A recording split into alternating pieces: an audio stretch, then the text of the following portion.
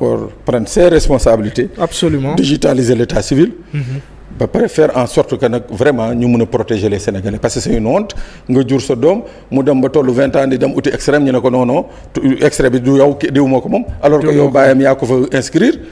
ah c'est une honte quand même. métti na trop ñu waxtaanee beneen actualité muy accident yi nga xam ne mi ngi xew ci réew mi Pape bëri na trop ñuy gis chaque semaine chaque mois ay accident di am dañuy dem ba dañ koy banaliser parce que ñi ngi ciy waxtaan di ci waxtaan mais léegi dootul attirer attention kenn gis nañ ci week-end bi ñu génn rek benn conteneur sax bu nga xam ne dafa dal ci benn war gaynde mu jur lu toll ci 5 morts am na ay blessés yu nga xam ne aussi ay blessés graves la ñu leen di ñaanal suñu borom ñi ci faatu suñu borom yërëm leen xaare leen aljanna mais ñi nga xam ne dañ ci am ay blessures suñu borom yëkkati leen fëgg seen bopp le phénomène des accidents Pape métti na de. Omar xam nga accident yi lan moo ci yéeme Omar. waaw. moi c'est l'implication humaine. c'est-à-dire loxo doomu aadama dañuy jël exemple rek bu gën a leer bu gën a récent mooy exemple conteneur bii daanu. Omar soo jëlee li nga xam ne mooy nuñ koy waxatee encore boo ko jëlee nga jël la liste complète des contrôles de véhicules. Ouais. mu ngi nii la liste complète d'inspection avant voyage pour les conducteurs. Omar li ñu la ci wax mënuma ko lire nii mais je vais survoler vite fait. Ouais. ñu ne la camion bu dugg port.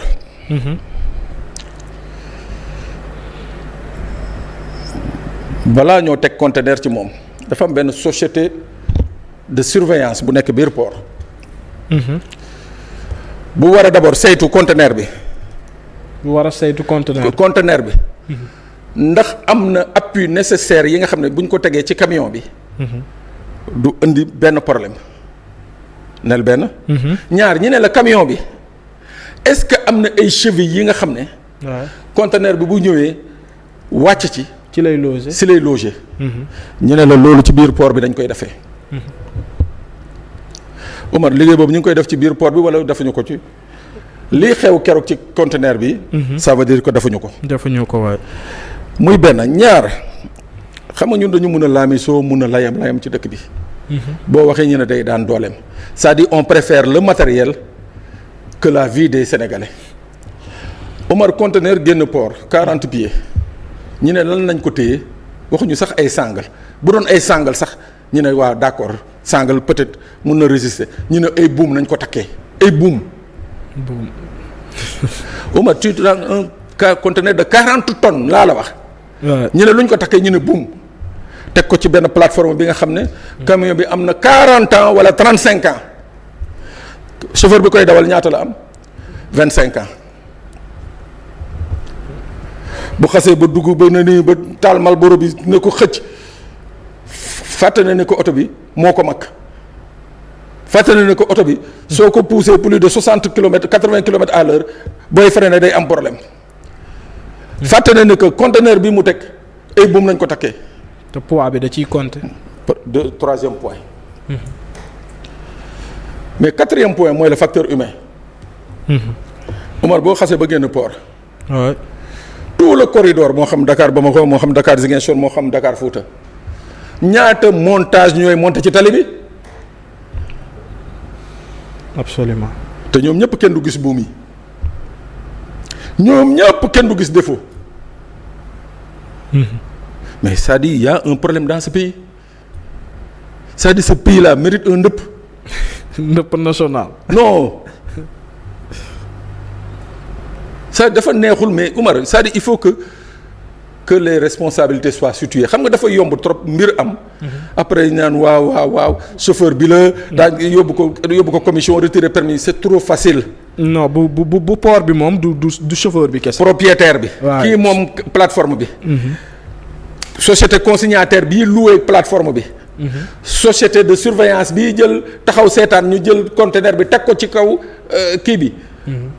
chauffeur bi ak toute la chaîne mooy ñi mu romb ñëpp ñu waroon ko téye teg ko de côté teguñu ko ñoom ñëpp dañ leen war a woo parce que il faut qu'on arrête avec la vie humaine dans ce pays là. Oumar demal xool rek fan yi yaa ngi wax le cas de truc de ce camion là. Mais fan yii à Diourbel y a eu quoi presque 7 morts ci benn choc. waay. ah ak bu Farafeñe bi. ak bu Farafeñe bi. mais loolu yëpp boo ko xoolee c'est loxo nit ngi ci c'est pas des défaillances de moteur. déedéet loxo nit ngi ci. parce que tamit nit ñi je crois que amuñu la formation requise. peut-être muy benn ñaar. ñii ci tali bi nga xam ne ñoo leen waroon di delloo ci yoon la ñu waroon def dañ ko deful. Des fois nga ñëw tu voyages à l'intérieur nga gis benn dispositif bi nga xam ne gendarmerie da koy teg un dispositif extrêmement bien nga sant yàlla Oumar nga rombaat 15 jours après mu mel ni musul am dispositif. maanaam su accident amee bañ jël ay mesures moom semaine boobu dinañ ko respecter. mais en tout cas da ngay romb gis dispositif bu yenn. booy daw sax 90 gendarme bi ne la nii nga toog 2 semaines nga romb fa daw 200 à l'heure doo gis ku la ne nii mais c'est-à-dire donc c'est problématique c'est-à-dire il faut que vraiment les missions yi nga xam ne moom la ñuy confier aux différentes personnes ku ci nekk nga motale sa mission. Oumar on a trop payé nos routes nous coûtent cher. Ouais. Les Sénégalais vivent de deuil à partir de la route. Alors que la route ne devrait pas être un lieu de deuil. Mais tout simplement parce que quelque part, du début jusqu'à la fin, tout le long du processus, il y en a certains qui ont décidé de ne pas faire leur travail. Mais moo tax ma ne il faut qu'on revienne à l'état fondamental mooy lan qu'on sache sanctionner positivement comme négativement. Donc jàpp nga ne absence de sanction moo tax dérapage yeeg accident yi moom bëri ci tali bi. Mais Omar yow ñu wax la norme pour camion booy teg conteneur. waaw yow nga dem uti sa benn plateforme mu ut sa benn menuisier mu daajal la ko woo sa benn menuisier métallique mu suudal la nga ñëw teg ci ay conteneur bu subaa conteneur bi daanu rey nit yow tu dois être le premier responsable. yow le propriétaire tu dois être le premier responsable. parce que wóolu nañ seen poste. waaw déedéet moo tax ma ne il faut qu'on passe aux sanctions positives comme négatives. Les Sénégalais le Sénégal perd beaucoup d'enfants sur les routes. Sur des questions yi nga xam ne mënoon nañu ko éviter. En tout cas man gëmoon naa li ñuy wax renouvellement du parc automobile mais bi ma gisee Cheikhou Chérif yi ñoom ñëpp ay oto yu bees lañ yor mais ñoo ëpp di def accident laa xam ne affaire bi kon ci nit ñi la. mais ci nit ñi la. waay Oumar ci nit ñi la ci nit ñi la. waaw Cheikhou Chérif yi au passage. Mais c'est l'une des marques les plus sûres au monde. C'est le premier constructeur mondial. te ñoo gën a def ay accidents 2024 2025 ba 2026. C'est le plus grand constructeur mondial le numéro 1 mondial xam nga kay kon kooku du liggéey lu baaxul. mais le facteur humain. waaw parce que Dakar dem dikk mi ngi jaar ci tali bi di ànd ak gars yi di daw Sénégal dem dikk mais ñun choc yi gars yi def ci yeneen oto yi ñoom duñ ko def. mais c'est le facteur humain. C'est le défaut de formation Dakar dem dikk da nga leen di former. bu baax a baax. mais aussi ay sanctions day dal sa kaw. ay sanctions day dal. waaw mais bu dee waa ji moom da nga ñëw rek jox ko oto. ne ko semaine bi indil ma 1 million. lijjanti woon nu mu koy indee. waa ji dana nelaw du nelaw sa yoon nekku ci. oto bi dana dem révision wala demu révision sa yoon nekku ci. oto bi dana dem entretien pneu yi daañu ko changer sa yoon nekku ci yow daal semaine bi da nga jot sa 1 million. mais ça waay su problème amee bu ñu ne chauffeur bi dañuy balaa ñuy wax chauffeur bi dañuy wax propriétaire bi ba pare dans quelles conditions il a mis son chauffeur. dans quelles conditions il a mis son chauffeur. Omar fii ngay gisee chauffeur bu jógee Kédougou léegi egg si Dakar ñu ne ko am na kii Saint-Louis am na ñu pare pour dem Saint-Louis mu sëlmu naan café taal Malboro dem Saint-Louis.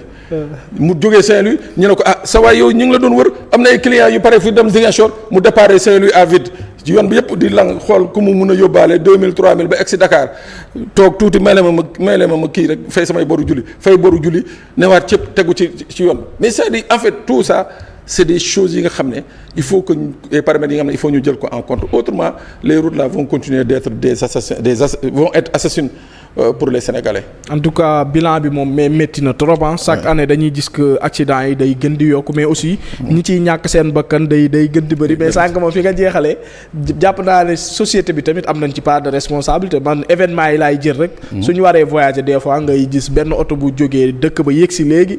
fekk fa client. mais yow da ngay obligé dugg daal dafa lay leer ne chauffeur bi nelawul. 4 heures du matin la jóg mais amoo choix des fois da ngay obligé dugg ci te malheureusement leneen mën na xew suñu borom moo ñuy suturaal rek Pape ñu jeexalee ci li nga xam ne mooy événement yu métti yi fi am. xanaa ñu bàyyi ko ba jeudi heure bi jot na de. non boobu faaw nga laal ci dara. tuuti rek ñu jeexalee ko parce que gis nañ que mars 2021 ba